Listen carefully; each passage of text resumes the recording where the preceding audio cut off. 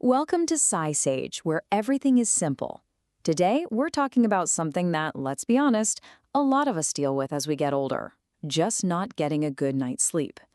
So we've pulled together some expert advice on 8 simple strategies you can try, starting tonight. I love this quote from sleep expert Dr. Michael Bruce. It really hits the nail on the head, right? The problem is real, it's frustrating, but, and this is the important part, so are the solutions. You're not powerless here. Okay, so first things first, let's get into the why. Why does sleep seem to get so much trickier? Well, it usually comes down to 3 big areas.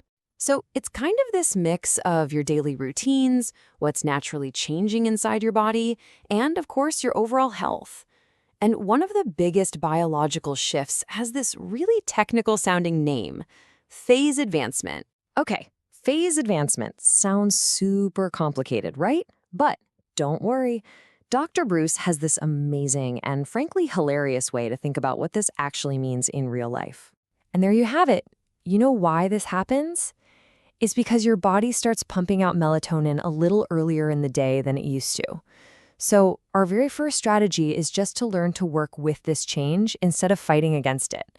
And that's often something you can talk to your doctor about. All right, now that we kind of get the biology, let's jump into the things we have way more control over, our daily habits. And the first one is a biggie, maybe the most impactful, our relationship with caffeine. Ever wonder why that afternoon coffee seems to stick with you all night now when it never used to? Well, it's not in your head. As we get older, our bodies just get way slower at processing caffeine. We're talking about 33% slower for adults over 65. The fix isn't about quitting cold turkey, though. It's a neat little technique called caffeine fading. This is just a brilliant way to tackle it, right? You get to keep the comforting habit, the warm mug, the ritual. You just slowly dial back the stimulant.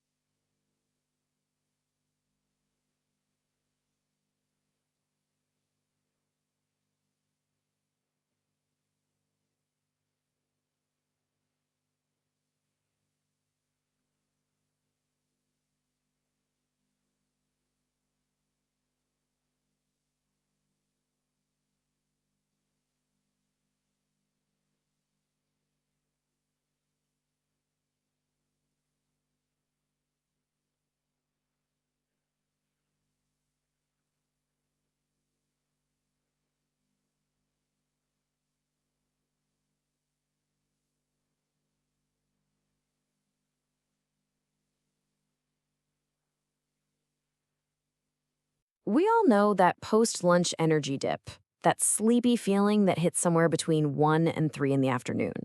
Now, a nap seems like the obvious answer, but it can actually backfire by reducing your sleep drive. And that's the pressure your body builds up all day that you need to fall asleep and stay asleep at night. So instead of crashing on the couch, try this. Step outside. Get some direct sunlight. It's like flipping a switch that tells your brain's melatonin faucet, hey, turn off. It's not time yet. This helps you save up all that sleep drive for when you actually need it, at bedtime. Okay, beyond our habits, there's another biological truth. As we get older, we just become lighter sleepers. And that means our bedroom environment suddenly matters a whole lot more. Think of it like building your own little sleep fortress. These small changes can stop a tiny disturbance, like a car light or a floorboard creaking, from turning into a full-blown wide-awake moment. But it's not just about the room. It's about what you're sleeping on. So, be honest with yourself. When was the last time you really thought about your mattress? Our bodies are changing, and that old mattress might be the hidden culprit behind a lot of tossing and turning. The general rule of thumb is to start thinking about a new one every 6 to 7 years.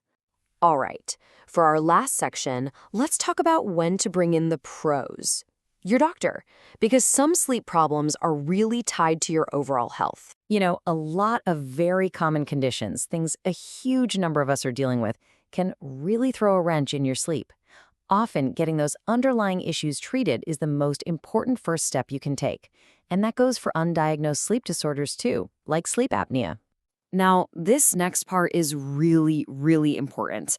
We see those over-the-counter PM sleep aids everywhere, but please be careful. The main ingredient in most of them has been linked to some serious long-term health risks. They are not a safe long-term fix. So what do you do? Well, the safest and most effective answer is to talk to your doctor. They can screen you for actual sleep disorders and suggest things like cognitive behavioral therapy, which has been proven to work even better than sleeping pills. A simple chat about your medications can be an absolute game changer. Sometimes the thing disrupting your sleep is a pill you take for something else entirely. Your doctor is your absolute best partner in figuring this stuff out. So what's the big takeaway from all this? It's that you are not stuck with bad sleep. From fading your caffeine to getting some sun to just talking with your doctor, you have so much power to make things better. We've just given you a whole toolkit of ideas. So the only real question left is, which one of these tools are you going to try out first? Which one thing could you maybe start on tonight?